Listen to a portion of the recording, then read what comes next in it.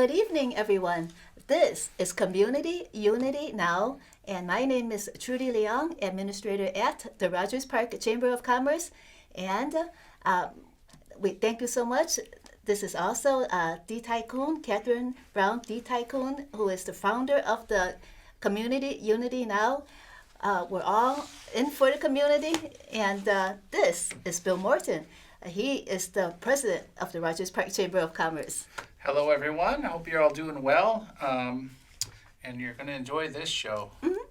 And we have with us today a very, very special guest, Frank Chapman.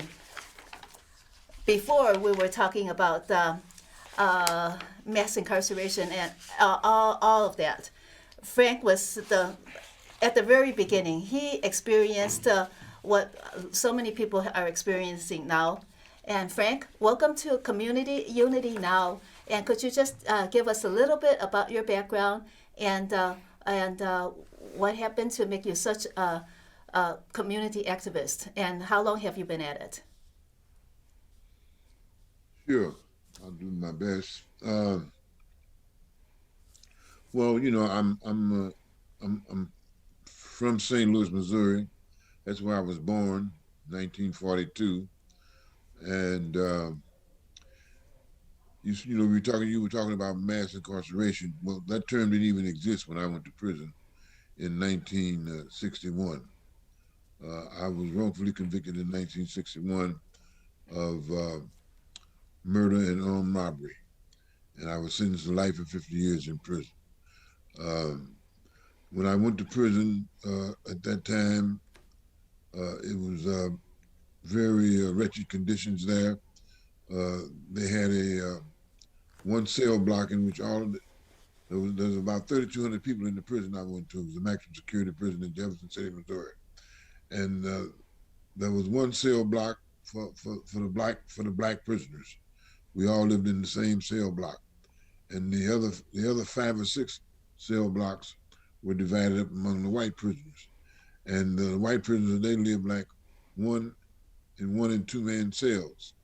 We lived 4 and 6 men to a cell that was designed for 2 people to live in it. And so we only had one commode, one face bowl, and you're talking about 6 people living in there on top of one another in double bunk style, triple bunk style.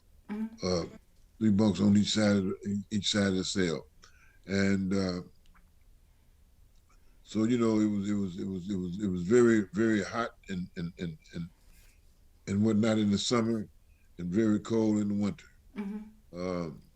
So it was under those kinds of conditions that I began to develop my political consciousness and begin to protest against these prison conditions that was being imposed upon black people like that, And so we filed a suit against the prison authorities, explaining to the courts the wretched conditions under which we were living and the racism to which we were being subjected.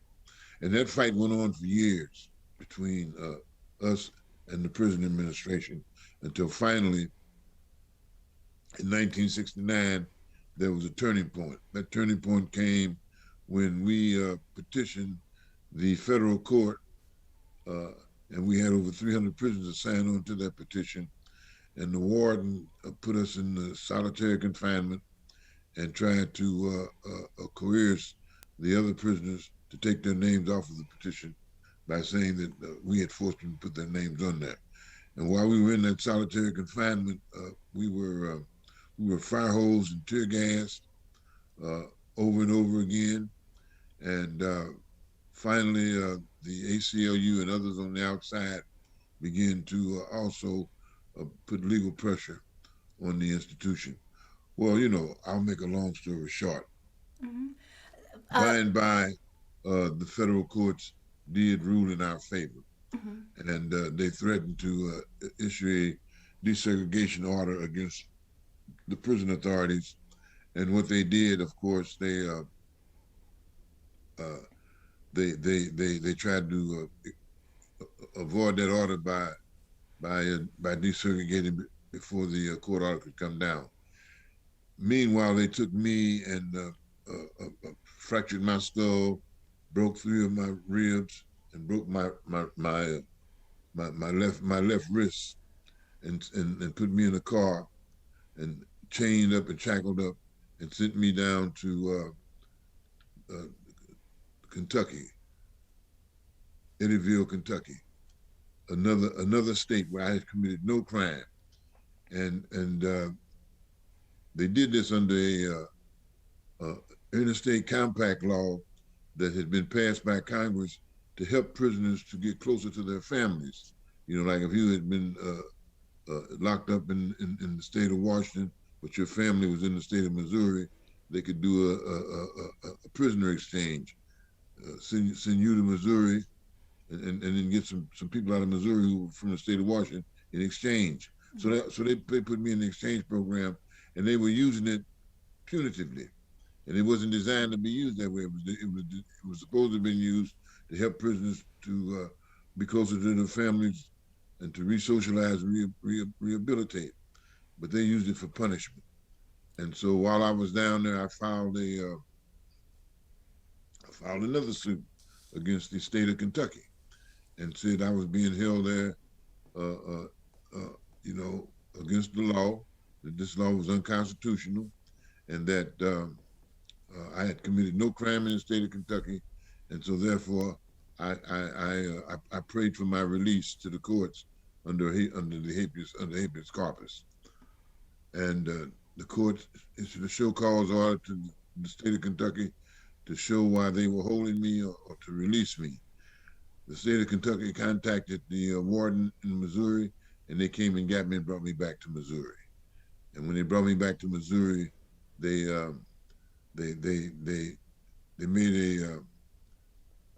made a contract with me that if I went to if I went to school and got my degree, that they would release me on parole. They had a study release program where you could actually participate in going to college while you were in prison through a study release program where they would let you go and get your bachelor's degree.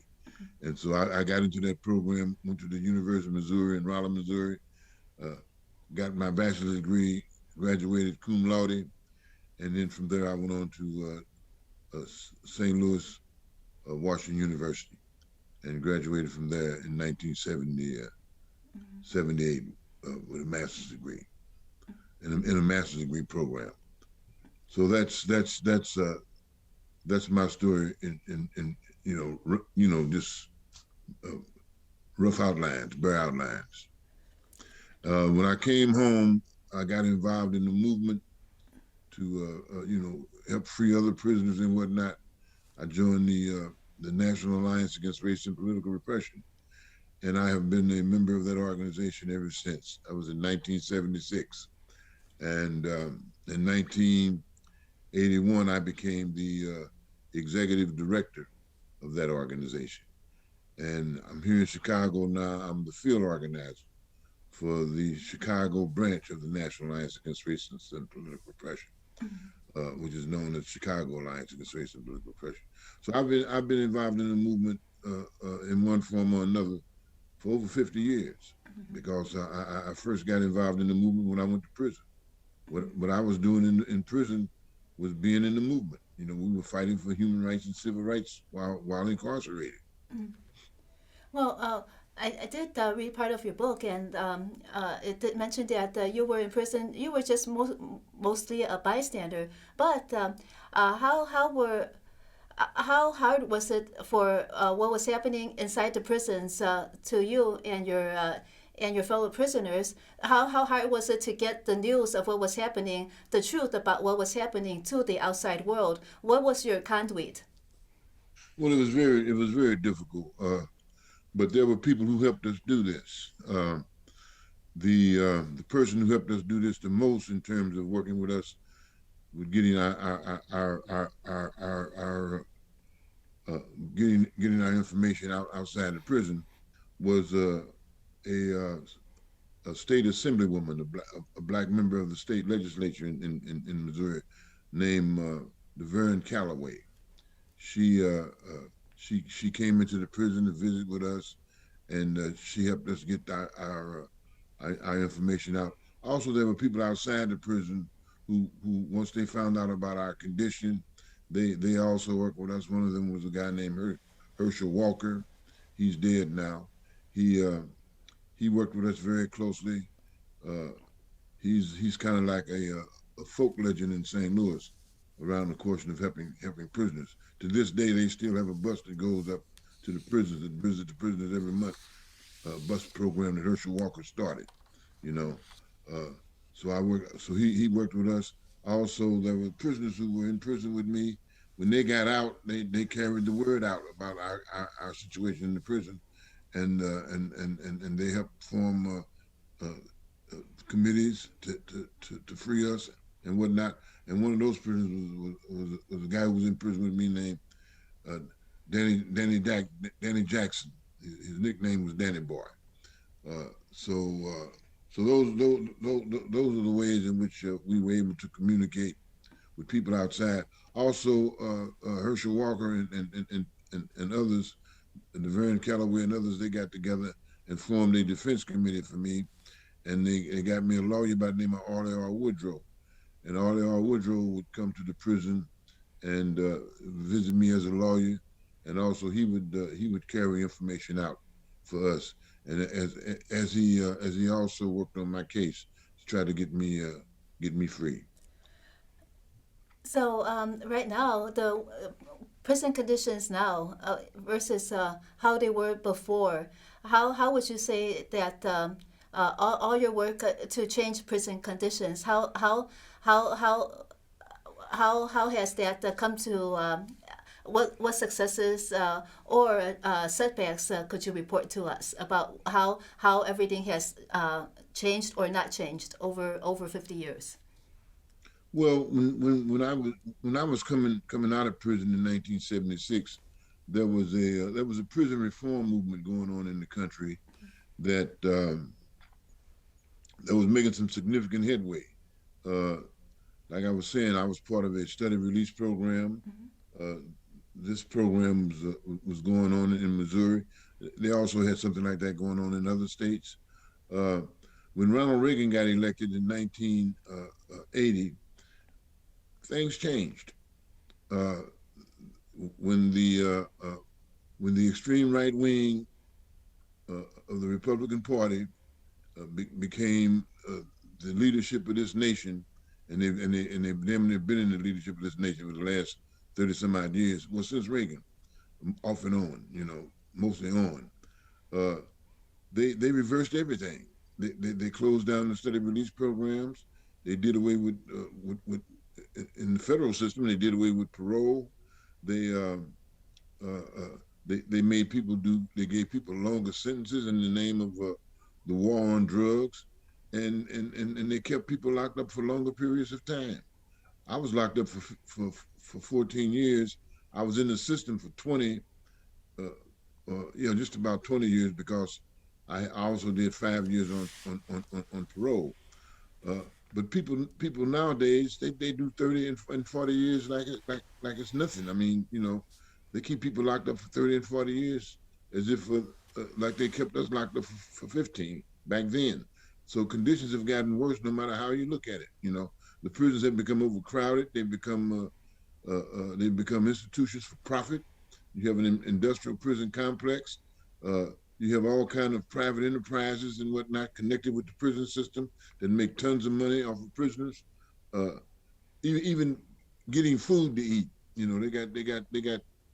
got special types of packaging of food that they do for prisoners, where they make enormous profits on feeding prisoners because they feed them garbage in the prison and force the prisoners to buy food from these companies. They have telephone companies that that that that that that give prisoners accounts where they can call their families back and forth.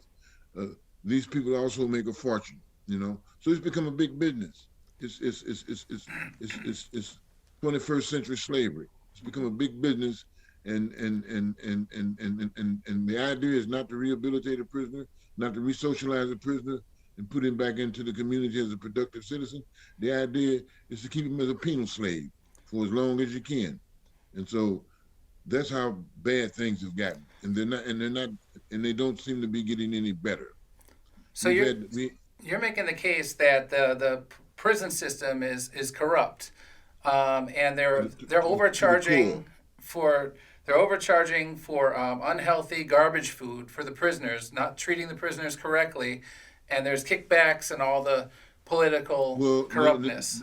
they feed the prisoners poor food. I call it garbage. Uh, but they sell them food in the commissary that that's edible, that's highly edible, and it's not poor food. That's in compressed packages and stuff like that. They can buy they can buy almost anything from the commissary that these private companies sell. That's what I'm saying. It's much like the approved vendor system. I'm not saying that's corrupt, but I'm saying like the approved vendor system with the city of Chicago. It costs so much for a lamppost with the aldermanic menu money, and it's so very expensive for each thing that you get. It kind of brings me back to that where the Yeah, prison system is a money generating. it's a money making system. Do, do, Uh, a lot of prisons are privately owned. Privately owned. A lot of prisons. There's been privatization when it comes to corrections. So this has been going on in America now for going on almost 4 decades. I've been out of prison since 1976, and so I've been out of prison for over 40 years. And so for over that 40-year period, I'm describing to you what's going on in the prison system. yes. Do you Now have it? we Do you have any political elected officials that are helping you to improve prison conditions that are actually doing significant work? well we have some, but it's not like it was in the 70s and the 80s. But yeah, there are some elected officials that help out, but by and large, uh, uh, they have accepted this status quo. Most elected officials have. There's nothing going on in the United States right now to bring about prison reform. We're living in a pandemic, right? This is a pandemic. Uh, we had to raise holy hell to get the governor to release just a few thousand people from the prison system, you know, uh, under wretched health conditions, because now the prisons with the pandemic going on have become death traps for the inmates, for the prisoners. Uh, Cook County Jail had the highest infection rate of any institution in the country at one time. So under these under even under these conditions, under conditions of the imminent threat of death due to a pandemic, still politicians, and in this case I'm talking about Governor Pritzker, are reluctant to do what is humane and what is just, and that is to let particularly let prisoners go who are senior citizens, let prisoners go who have underlying health conditions that are almost certain to die once they get infected with COVID-19. Uh, they let some go, but it's pitiful. It's pathetic. Very few have they let go compared to how many that they keep in there. So this is what is going on in our country right now, and no, there's no real movement among politicians. I'm going to tell you the truth. There's no real movement among politicians or anybody else for that matter to get anything done about these prisoners, except for the families of the prisoners. Now we have worked with the families of the prisoners, and we've done that over the years. That's that's it. That's about the most concerned element in the community that is working with us to change prison conditions. I mean, even an organization like the American Civil Liberties Union, they and they do a lot of good work, but they ain't doing a lot of good work with prisoners. You know, Yeah. name me a legal organization. Name me an organization like Amnesty International or somebody like that that's doing something about these wretched conditions that exist in America's prisons. And the reason why there's so little being done also is because the prisons have become racist institutions. Most of the people who are in these prisons and who are dying in these prisons from COVID-19 and whatnot, they're people of color. They're black people and Chicanos, Puerto Ricans, uh, and in some cases indigenous people. So and the reaction to all of this has been very callous on the part of the government. Period. You're also involved in police reform, so Yes. and CPAC. So recently, there's been work done for the to put into place the Chicago Civilian Oversight Board. So how far away or close to what you had in mind for CPAC is the Chicago Civilian Oversight Board? Well, CPAC joined up with GAPA, the grass. CPAC means Civilian Police Accountability Council.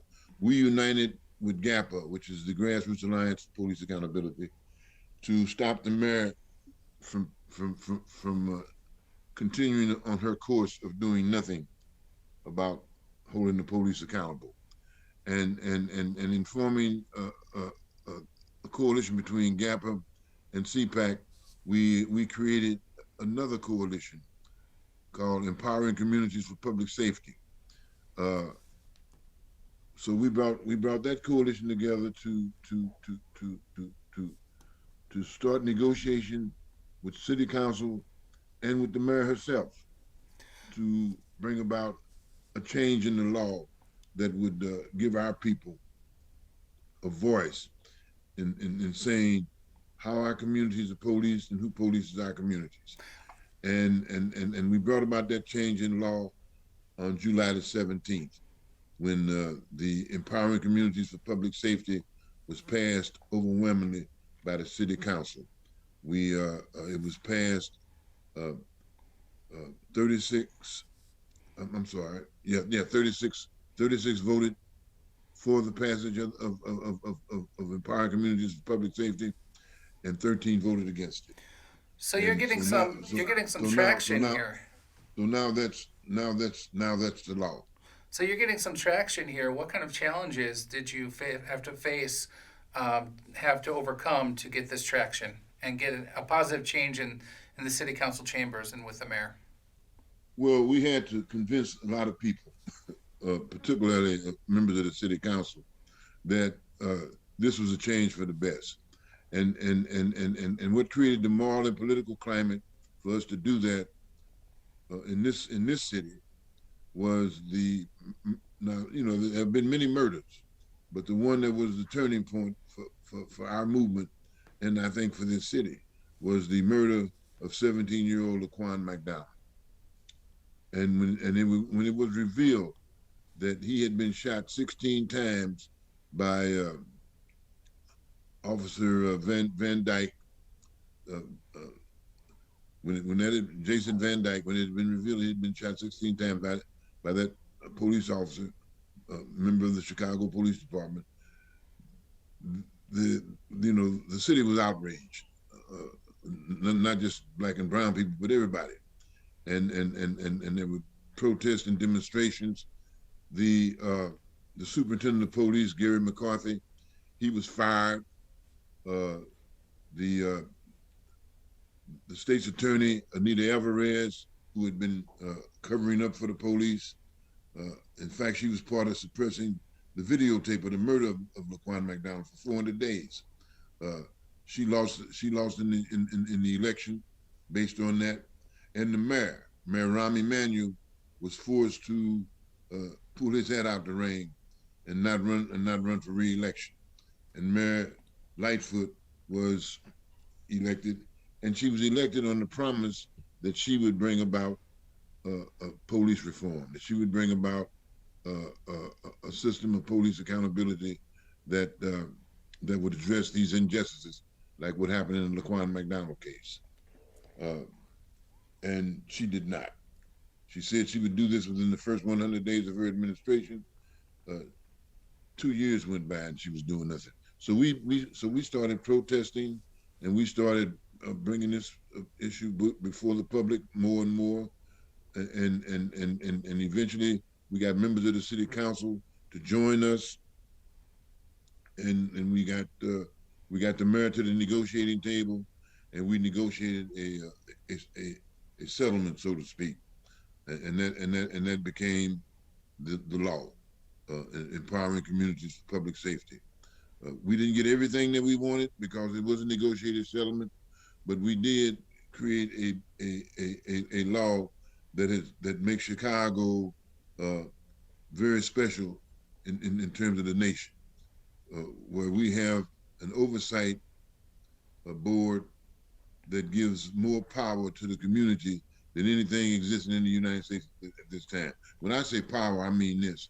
I mean, people in the community will have an opportunity to help make policy in terms of how the police conduct themselves, and how policing takes place in our community. The community will now have input in making the police address their needs as they see them, not as the police see them, not as an occupying army, but as people, and also to say, you know, what policing should look like. Should we have police in public schools? We don't think so. Should we have police addressing situations where people are mentally challenged? We don't think so.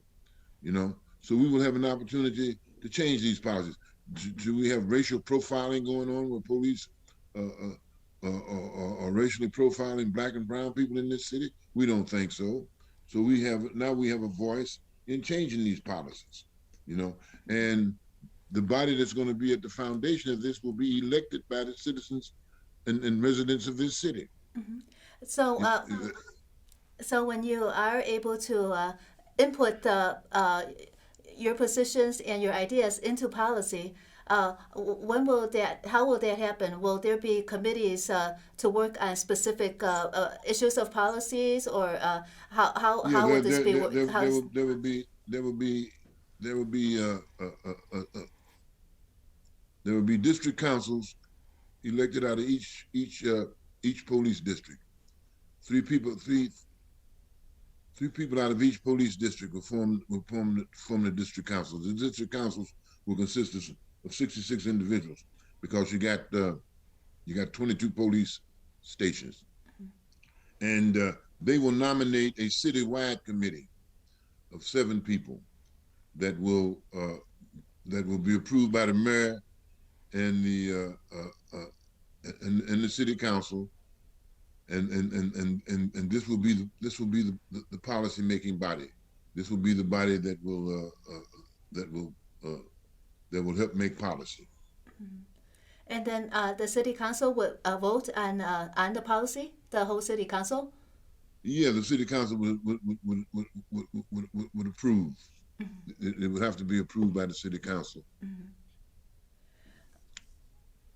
So when the various districts assess what the community needs, and then all of that comes together into the total, or how all the different districts come together, and what is the pressing needs for policy over throughout the city, or could various parts of the city Well, weigh in? each district is going to have a voice in saying what their district needs, what the district serving that particular community.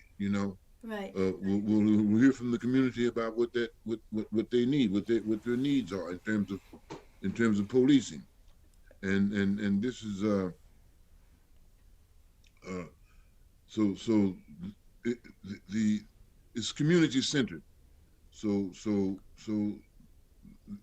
each district, Hmm. each of the 22 districts will have input. I see. And if the different districts conflict with each other, the different needs, there still be a chance for the districts to work things out. Yeah, there shouldn't be no reason for conflict Yes. because this is democracy. I know people are not used to this kind of democracy when it comes to policing, but this is democracy. This is the people deciding what kind of policing goes on in their community, in their neighborhood, where they live. Well, thank you so much, Frank. I appreciate it. Frank Chapman. And this is the D Tycoon Show. This is your host, Trudy Leong, and I'm Bill Morton, and have a good night. Thank you. Good night. Thank you.